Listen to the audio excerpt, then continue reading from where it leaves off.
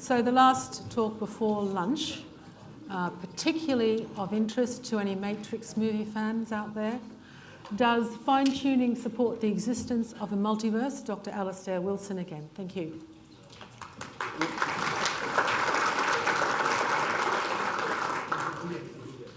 Thank you all for continued attention. I'm going to talk about what it means for the universe to be fine-tuned, for the cosmos to be fine-tuned, and the extent to which and the ways in which it might support an inference to a design explanation of the kind I was just talking about. And unlike many philosophers of physics, philosophers of science, I actually think this is quite a good consideration that supports design arguments. I'm not convinced by it, but I think it's about the best case that can be made for the design hypothesis.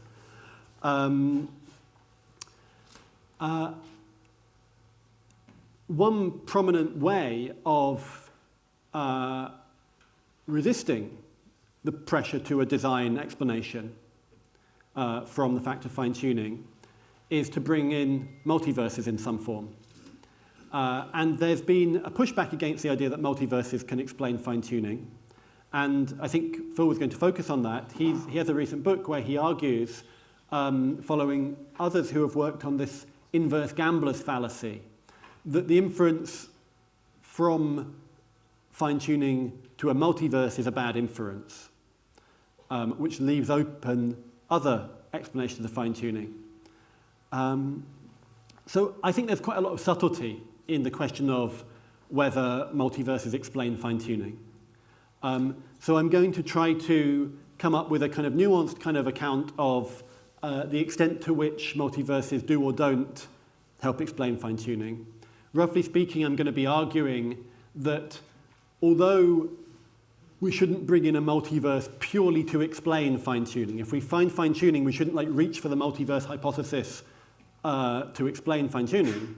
Nonetheless, to the extent that we have any independent reason to believe in a multiverse, it can explain fine-tuning for us.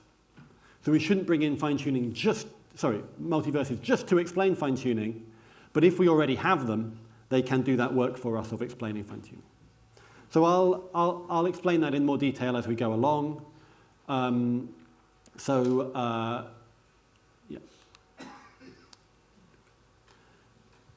I'm going to talk about the fine-tuning argument.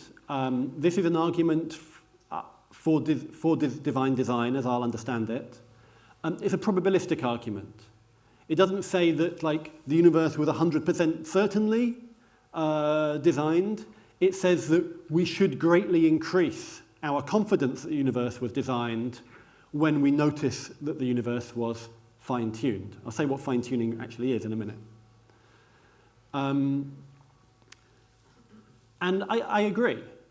If you were kind of confident there was no multiverse and then you noticed there was fine-tuning, it would probably not be the right response to suddenly become confident there was a multiverse.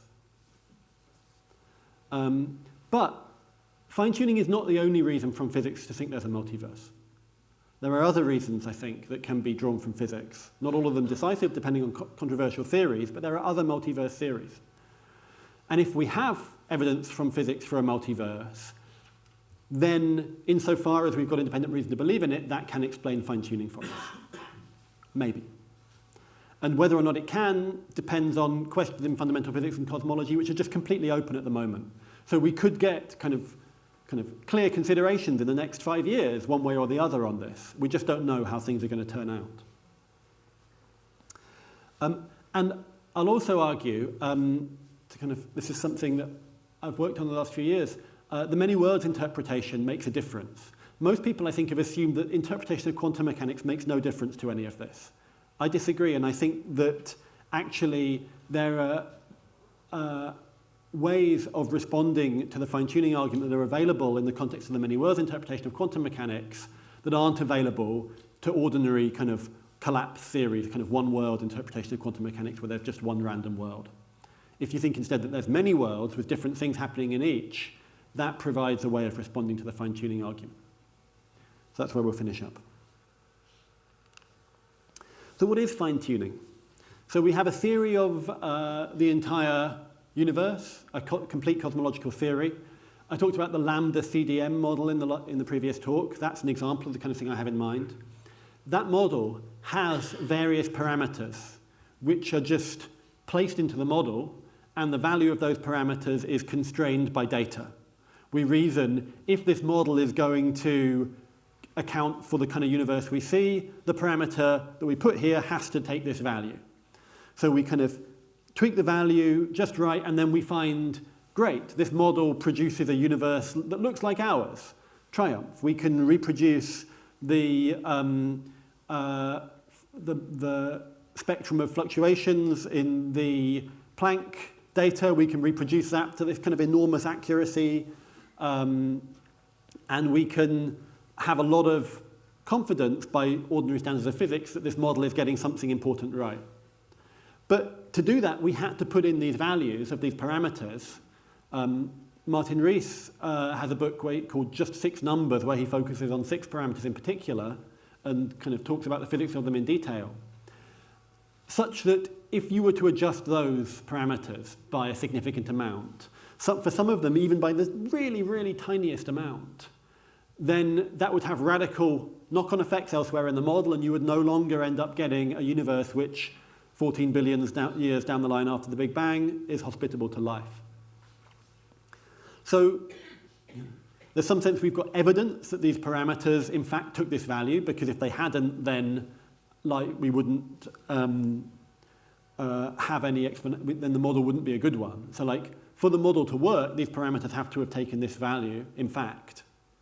But there's no explanation within the context of the model for why those parameters took the value. It's not like the theory itself makes those parameters look like natural values.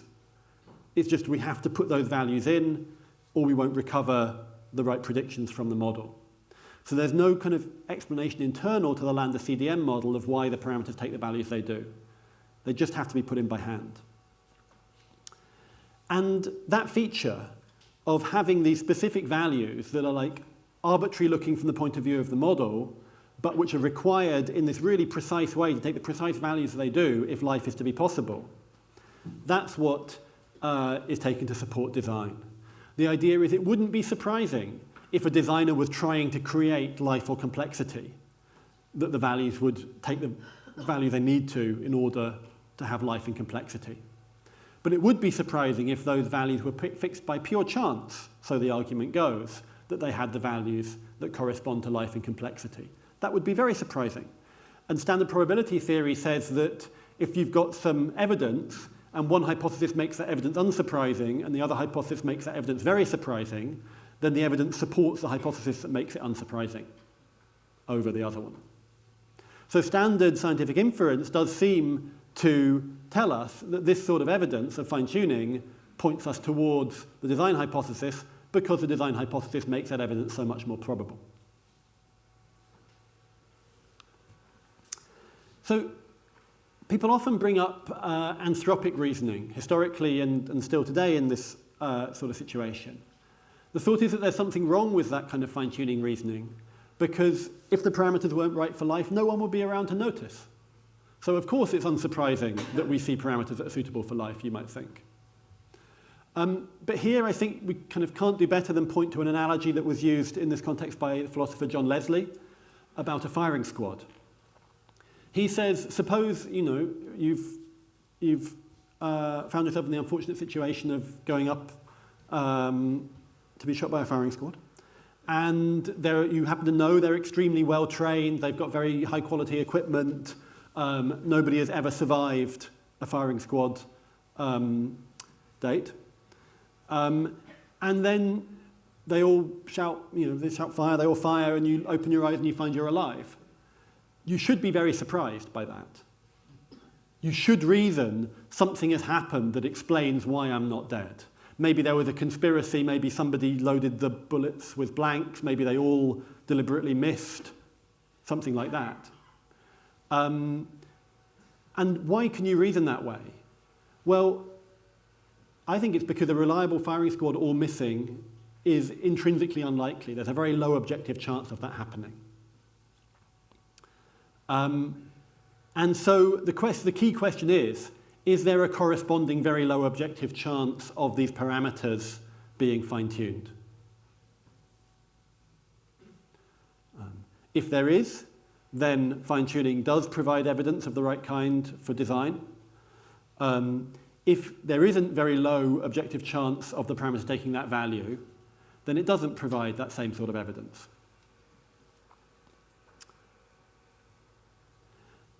So one way of responding to the fine-tuning argument is just saying it's a mistake to think that like chance even makes sense for these parameters taking these values. They just take their values. Don't take their values as the outcome of any chance processes or anything. So it kind of doesn't make sense to say they have a low chance. And I think that is one way of responding to the argument. You kind of use this anthropic consideration and then insist that it doesn't make sense to say these parameters had low chance of being fine-tuned because they weren't the outcome of a lottery machine or anything like that. They just are brute facts. So that's one way of holding the line against the fine-tuning argument. I'm not going to talk about that anymore. I'm going to assume that there is at least some sense in which it is unlikely that the parameters would have taken the specific values that they did if it wasn't that they were tuned for life.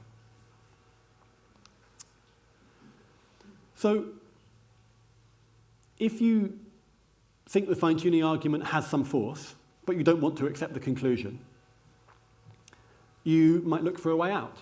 People have looked for a way out. And one way out uses a multiverse. One way out says, it's actually unsurprising that we see a universe where the parameters are just right for life. Because all universes exist with all parameters of combinations of parameter values. And of course, living things are going to see one of them that's suitable for life. We couldn't have seen one that was unsuitable for life. But this requires that there be all these universes. Without the universes, it would be unlikely that the one and only universe that there is has the right values. But if we have all universes with all values, it's no longer unlikely that at least one of them will have the right value.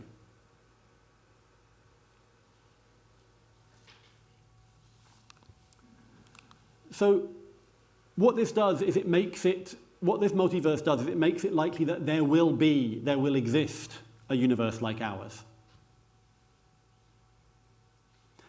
But, and this is Phil Goff's response, it's also the response of people like Ian Hacking and Roger White, who've written on this. It's not enough to establish that if there was a multiverse, it would be likely that there's at least one universe that is life-supporting. What needs to happen is that it needs to be likely that, given the multiverse, this universe would have been life-supporting. Because probability theory tells us we should be using the kind of the strongest evidence available to us. And logically speaking, the fact that this universe we're right now in is fine-tuned is logically stronger than the claim that there's at least one. Because the claim that there's at least one fine-tuned universe doesn't entail that it's this one, but the claim that this universe is fine-tuned does entail that there's at least one that's fine-tuned. So if you think that our evidence should be that stronger thing, our universe is fine-tuned, and you think that that's unlikely, even if some universe had to be, then the multiverse hasn't solved your problem. And that's essentially, let's say, Philip Goff's response to the multiverse response to fine-tuning and why he goes looking for other accounts of fine-tuning in his account in terms of a sort of cosmic mind wanting complexity for itself. So I think there's a lot of very interesting philosophy of probability, epistemology, philosophy of science to be done in the vicinity of this. One standard response is that this reasoning here neglects observation selection effects. So the work of my colleague in Leeds, Darren Bradley, has been to push back by appeal to observation selection effects. But I'm going to set that aside because I want to kind of turn to a slightly different question. Up to now, we've been assessing the question, suppose you had no independent reason to think there was a multiverse. Would fine-tuning give you reason to think there's a multiverse? And our answer is kind of maybe. It's hard to know, it's kind of disputed, it's difficult, it depends on hard questions in philosophy of evidence. But I think there's a much less controversial thing, which is the answer to the question, if we had some independent reason to believe there was a multiverse, would that help us explain fine-tuning? And Roger White, who is, I think, one of the most sophisticated writers on this from a epistemology point of view, has already made this point 25 years ago almost. He says, if we happen to know on independent grounds there are many universes, then the fine-tuning fact would give us little reason to question whether the Big Bang was an accident. So our knowledge of the existence of many universes renders the fine-tuning of our universe unsurprising. But that's only if we happen to know on independent grounds that there was a multiverse. So the thought is fine-tuning isn't getting us to a multiverse, but a multiverse, if we already have one, is getting us an explanation of fine-tuning. That's what White thinks, that's broadly what I think. So then the question is there any independent evidence for a multiverse? Well, some people think there is.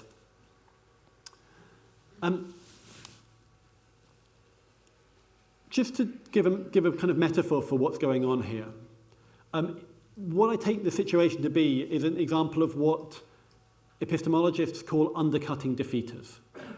So you can imagine two kinds of ways of kind of rejecting a conclusion that's supported by some evidence. Suppose somebody says something to you and presents some evidence for it, but you think they're wrong. Two ways you could respond. One is to give more evidence of your own, different evidence that pushes the other way, that kind of rebut their evidence with more evidence of your own that kind of outweighs theirs. So you're kind of pushing back harder. But another way to respond would be to say, hang on, that evidence you presented doesn't actually support your claim in the first place. That is to undercut the force of the evidence they originally presented. And that is going to undermine their case for what they're trying to argue, just as much as pushing back really hard with loads of new evidence of your own is going to. Maybe better. And here's an analogy. Misleading lighting. We go into a room we've never been in before, and we see an object in the middle of the room, it looks red. So ordinary thing to do is to become reasonably confident there's a red object in the room. We've got no special reason to be suspicious or anything. But then we find out there's tricksy lighting in the room, so that if a white object was there, it would look red as well. And now we think, hang on, that evidence I got from it looking red is no longer to be trusted, because it doesn't rule out that the object is white after all, because it would look red even if it was white. So now I don't have the evidence I thought I had that it looked red, that it's red. It's looking red ceases to be good evidence for it being red in the presence of misleading lighting. And the multiverse is like the misleading lighting.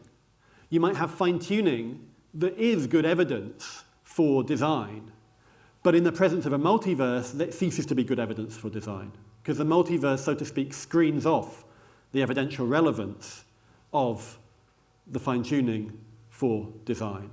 The multiverse kind of gets in the way and blocks the evidential link between the fine-tuning and design. So it undercuts the inference rather than pushing back against it. Okay, that's enough epistemology. But the idea is it's not some kind of fancy new kind of response. It's really a very familiar response. It's that the multiverse kind of puts us in a situation where the evidence no longer tells us what we thought it told us.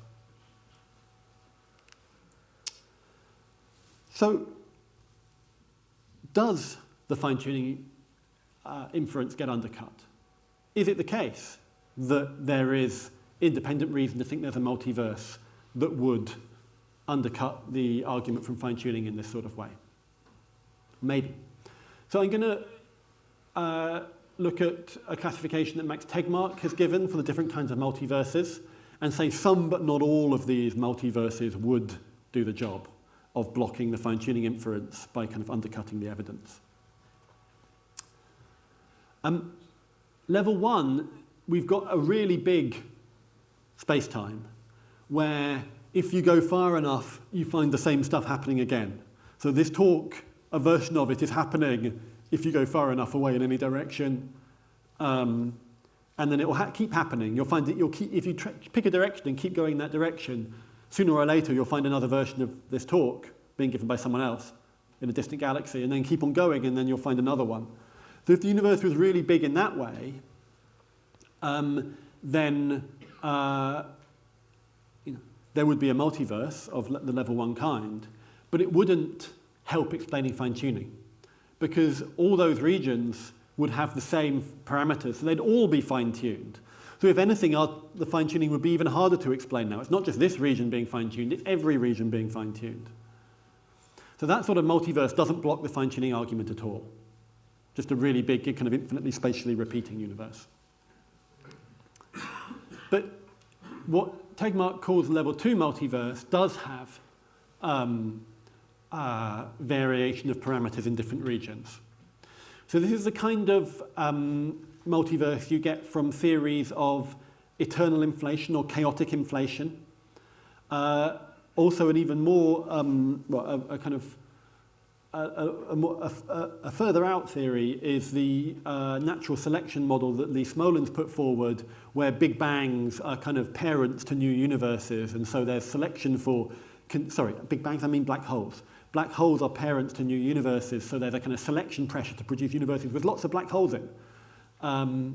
That's one account of why fine-tuning happens. But it's a pretty kind of far out and not widely supported account.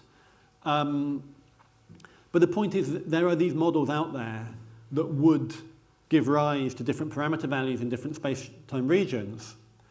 And if that's the way physics goes, if we end up vindicating chaotic inflation, then that would kind of confirm that we have the right kind of multiverse to undercut fine-tuning argument, and the fine-tuning argument would cease to be persuasive in the way that it is.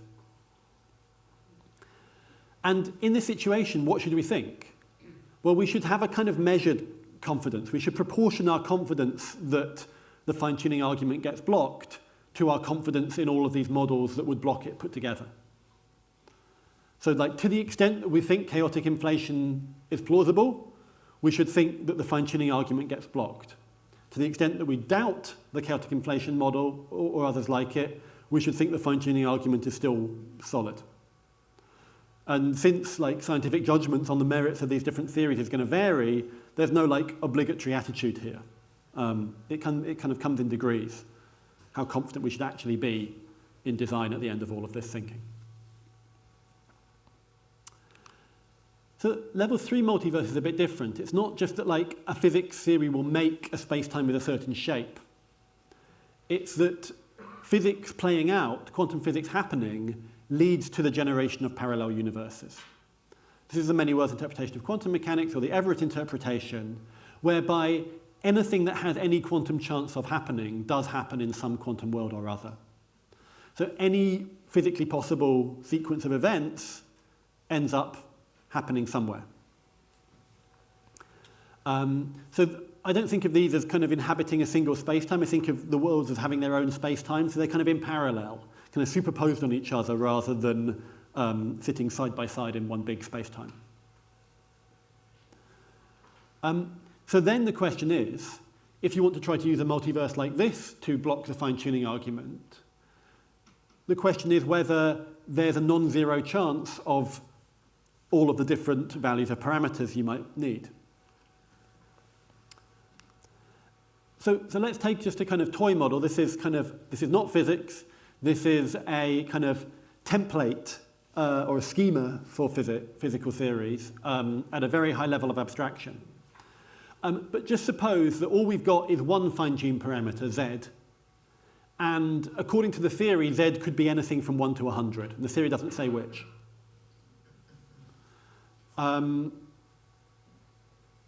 However, it is the case that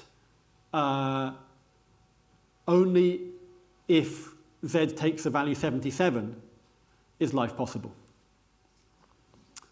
Now we're alive, and so we observe that the value of z is 77 in this toy model. Now, suppose further that z is fixed by a quantum random process. So for whatever the possible value of z might be, there's going to be a quantum parallel universe that has that value in it. Now, there's a few different ways this could turn out, so I'm going to look at them in turn. Suppose the quantum probability of z taking set value 77 is just 100%. There's actually no quantum possibility of any of the other values. That's one option. Or suppose the quantum probability of z taking value 77 is really high compared to the others. It's like 99% and all the others are 0.01%. So z gets picked out by the theory. Or suppose the quantum probability of z taking the right value is like uniform across all of its possible values 1 to 100. So each of them gets 1%. Or suppose it kind of increases linearly as you go up. So it's more likely to be higher, but 77 isn't picked out as special. So these are the four different possibilities. Z could be spiked at 77. It could be kind of spiked at 77 but a bit lower. Or it could be linear, or it could be gradually increasing.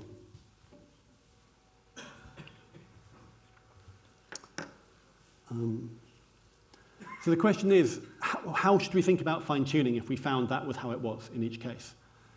Well, in the first case, I don't think this kind of multiverse is going to undercut fine-tuning, because although there's a quantum world that has a life-permitting value, guaranteed to be, that's still picked out as really special by the theory. It looks like somebody has designed this theory to kind of have the probabilities peak around the life-permitting value. That's suspicious.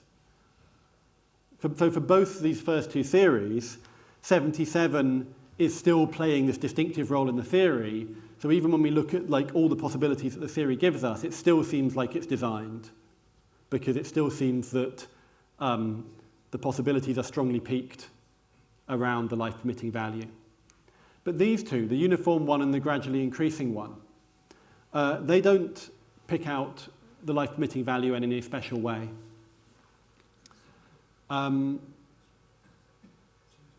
So these do give us what we want.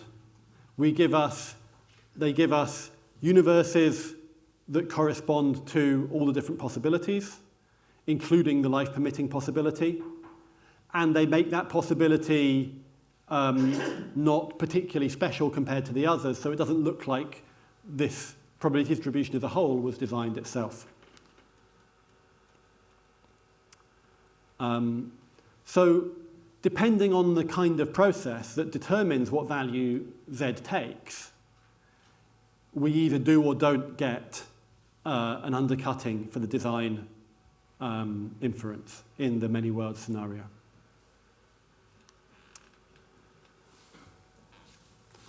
So yeah, in these cases, now it looks like the design isn't in setting the parameters directly.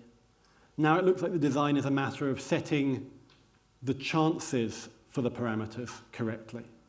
So on this view, the designer wouldn't have designed the world by setting the parameter, but by setting the chances for the parameter. But I don't think that makes a big difference to the nature of the argument. It's still a kind of design argument using fine-tuning as the raw material. So if we do have a many worlds approach to quantum physics, what should we think about fine-tuning? Well, to kind of come back to the same sort of theme I've already touched on several times, we don't know, and we can't know yet, because there's just too much that is open in the relevant fundamental physics. The kind of parameters that we take to be fine-tuned, we don't know whether those are the kinds of things that are the result of quantum random processes playing out. It could be that the values of those parameters that are fine-tuned for life got to be what they are as the result of a random process that just happened to land on them. Or it could be that they were like hard-coded in there from the very beginning and never changed. We just don't know enough about the very initial period of the universe to know which of those two things it is. It could be, some of them could be randomly determined, some of them could be hard-coded. Even one of them being hard-coded as a precise value for life would be enough to make the argument work, the fine-tuning argument work. So the many worlds account of quantum physics by itself doesn't block the fine-tuning argument. But what it does do is host certain kind of scenarios, like the uniform probability distribution for Z scenario or the linearly increasing probability distribution for Z scenario, that would be able to undercut the fine-tuning argument. So what the many worlds interpretation is doing is kind of making room for the fine-tuning argument to be blocked in a certain way, given suitable physics, without itself blocking the argument. It depends on what physics you combine it with. So here's an example of physics that you could combine the many worlds interpretation with to genuinely block the fine-tuning argument. The string landscape model, this presupposes string theory, but it is kind of one of the most kind of well-developed cosmological models within the context of string theory. Has the kind of dynamical processes that could make this work. So what happens in the string landscape scenario is that we have an initial high-dimensional space, maybe an 11-dimensional space-time in M-theory, whereby that doesn't look much like our ordinary space-time. It doesn't have physics like our ordinary physics going on in it. But that 11-dimensional space-time is unstable and is inclined to settle into certain more stable states. So there's kind of a lot of different places that the universe could end up. It's like the universe. It's like the landscape is a big flat landscape with various depressions in it. And as you wander around randomly, you'll end up falling in. The universe will end up falling into one of the depressions and staying in there. And then that's the parameter values that will end up associated with the universe, the ones associated with whichever pond it falls into. I say pond, I guess I'm thinking, I don't know if some people will have read The Magician's Nephew by C.S. Lewis. It's a story where there's a place called the Wood Between the Worlds, where there's a wood with a lot of ponds in it, and you can enter into a pond and you'll end up in a whole different universe with different stuff going on and different laws of nature, different kind of magic or not happening in it. And so I think of it as kind of like that. The universe wanders randomly around this wood and eventually falls into one of the ponds. And once it's in there, it stays in there, and that's the kind of universe it is forever. And that's the kind of universe that it fixes all of its parameter values. So in this string landscape model, it is a matter of quantum chance where we end up in, which kind of pond our universe ends up falling into, and which kind of space-time we end up with, which kind of physics we end up with. And there's a lot of these different possibilities. Something like 10 to the 500, it's a very, very big number of the different combinations that could characterize the universe, and they would all have subtly different physics in. And so in a many worlds approach to this, the universe is going to fall into every one of these ponds in some different universe. So every single combination of parameter value gets realized if the string landscape is correct and if the many worlds interpretation is correct. So combine the many worlds interpretation with the string landscape model, and you have got a multiverse that is fully capable of explaining fine-tuning. And to the extent that we have independent evidence for string theory of the relevant kind, we have independent evidence for a multiverse like that. That is assuming that we think the many worlds interpretation is correct. Most string theorists do tend to assume the many worlds interpretation is correct.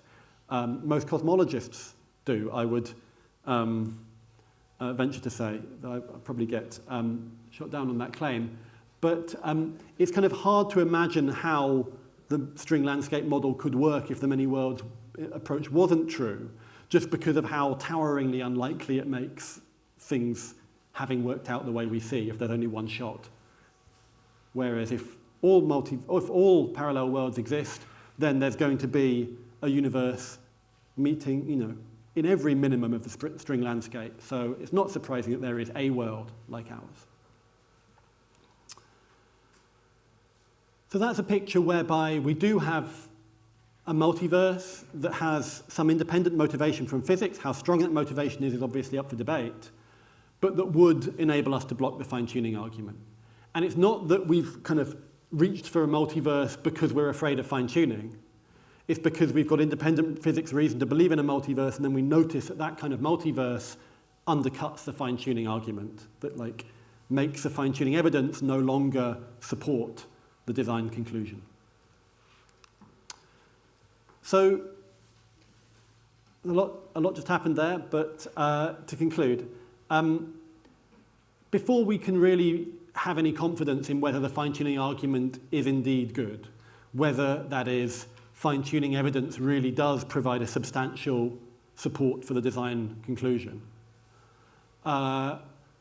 we need better understanding of the relevant physics. In particular, we need a better understanding of the processes in the early universe that did or didn't determine the value of these supposedly fine-tuned parameters. But there is scope for physics to produce multiverses that can block the fine-tuning argument, but it has to do so by finding independent evidence for them, not just bringing them in with their sole purpose being to block fine-tuning. And finally, there is this connection with the many worlds interpretation where there are certain kinds of physical hypotheses, like the string multiverse, which would explain fine-tuning in the presence of the many worlds interpretation, but not in the absence of the many worlds interpretation. And I think that's surprising because it shows that the many worlds interpretation, whether it's true or not, is relevant to whether the universe was designed or not. And that's surprising because most people don't think that the choice of interpretation of quantum mechanics is relevant to anything like that. But if I'm right, then it is. Okay, thank you.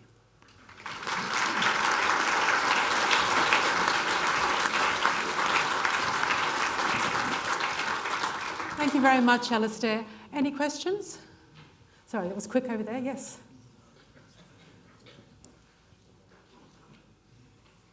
Put your hand up. Sorry, he knows it's you. Thanks so much for your lecture. Really fascinating. I'd love to get your thoughts on a few commentaries that we see on multiverse theory in the contemporary scene. Starting with, of course, and I'm sure you anticipated this, our friend Roger Penrose and Boltzmann Brains. Then, of course, our friend George Ellis, who hates multiverse theory, principally about his bringing forward the idea that in order to guarantee that somewhere in the multiverse you have finely tuned universes compatible with life, that you need an infinite number, which is metaphysically impossible. He would say mathematically impossible, I think. And then piggybacking on that again, if you have an infinite multiverse, you need to have an eternal multiverse, which is problematic because of the Wall theorem, for example. Aaron Wall, who says that any universe with a second law, a generalized second law, must be past incomplete geodesically, by which he means past finite. And I know he means that because he told me.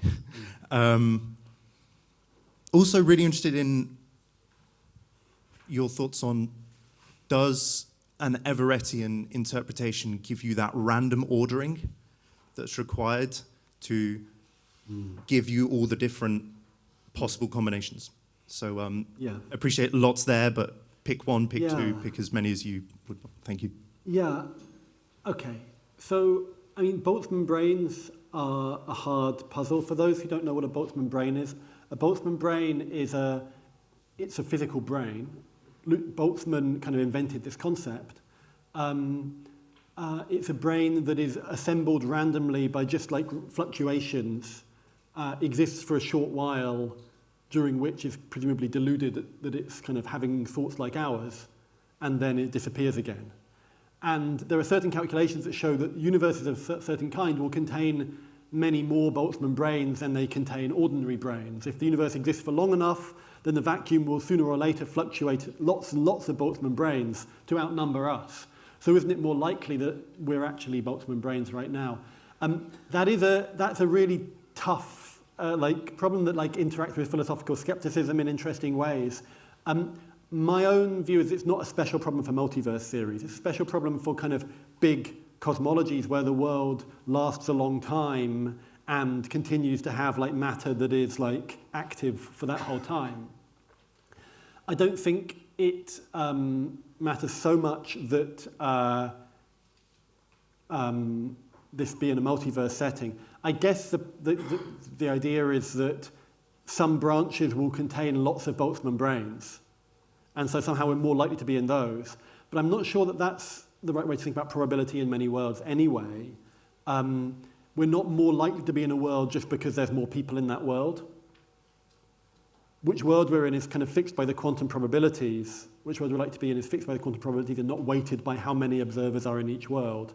You just get the quantum probabilities wrong if you try and weight those probabilities by observers in each world. So, that's a longer conversation. Many people don't like multiverses because they're not directly testable. The existence of space beyond our Hubble volume is not directly testable, but most cosmologists believe in that. Obviously that's not a decisive consideration, but I think when push comes to shove, most people do acknowledge that there's going to be sometimes good reason to believe in some unobservable things. And the idea is that the multiverse existing is an explanation for some of the things we do observe. So without it, we wouldn't have such a good explanation for those things. So we have that sort of indirect evidence for it. I think that's enough. On geodesic incompleteness and things like that, I think I'm going to just kind of stay out of that, if that's all right. It depends too much on the details of the specific physics. And there was a last question about probability in many worlds. Different people understand the many worlds interpretation differently. I have an interpretation of the many worlds interpretation where you really can attach probabilities to the different worlds in it. They're kind of perspectival probabilities from a embedded point of view, but no worse for that. Some people will say there's no probabilities at all in many worlds, in which case there's a question about whether we have some surrogate that can do the same thing for us or whether we kind of can't use this kind of reasoning at all. I'm inclined to think that probability in many worlds works just the same way that probability works in one world, because we actually live in a many worlds scenario, so probability just is a many worlds thing, always has been. We just haven't realized that. It's broadly the line. Sorry, yes, you with the green. Yes, you were first. That's right, in the green, gentleman in the green. Thanks. If you're an Everettian who thinks that branching has to be caused by observation, Yep. doesn't work, because you'll never get to the point where you're fine-tuned to have an observer to cause the branching. Correct. So you're invoking many worlds requires a non-observational That's right. Causation of branching. Yeah, that's right. That's just correct. There are many versions of the many worlds interpretation.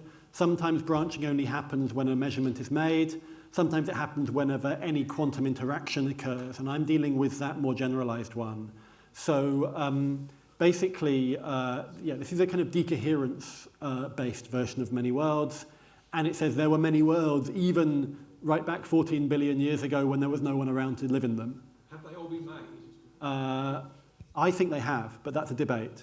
Whether you think of your many worlds as parallel or as splitting. Some people, it's a big difference metaphysically whether the worlds split or whether they all exist in parallel. I think we kind of have to go with one or the other. I prefer the parallel worlds view, but others prefer a splitting worlds view. Yes, the lady in the middle row with the glasses. I may have slightly misunderstood things, but firstly, it seems it's weird being a physical concept that's so human-centred. It's all about life rather than stability of matter, and that actually matter holding together. Right. And that leads me to then question if, with the fine-tuning argument, there's such a tiny difference will basically cause everything to kind of not work in our universe, and therefore matter wouldn't hold together. Surely we're looking at the probability of those parameters all being at a particular value that would actually hold matter together, and actually then create an existing universe. And if they weren't vaguely correct, you just have something that would just collapse and just then destroy itself. Yeah, I think I get you. So it's true that you can kind of run fine-tuning arguments differently depending on what you think your designer is the kind of designer that designs for. So most fine-tuning arguments are put forward by people that think it's something like intelligent life. Some of them think it's just life. Others might say complexity, in which case like kind of complex planets with water cycles on might be desirable even if like, they didn't actually have any life on at all. And in terms of like the kind of the bulk of the probability shift, it doesn't really matter because it's still vanishing, even if in some sense it's more likely that there should be matter than there should be matter in a configuration that produces life. Compared to not being matter, even there being matter is very, very, very unlikely if you, on most approaches to how these parameters took their value. So in some sense, it doesn't matter a lot to the overall shape of the argument. Of course, it matters a lot to what sort of designer you think you've got evidence for, whether you think you've got evidence for a life-loving designer or a intelligent loving designer or a complexity-loving designer. But there are lots of in-between universes where there's matter, but it's not in a position to do anything interesting because it just spreads out. You might have hydrogen atoms like in a void, but never getting together to make stars. So in short, yes, there's a lot of open-endedness in the fine-tuning argument here, but for the purpose of whether they get undercut or not, we can kind of lump them all together, and it won't make too much of a difference, I hope.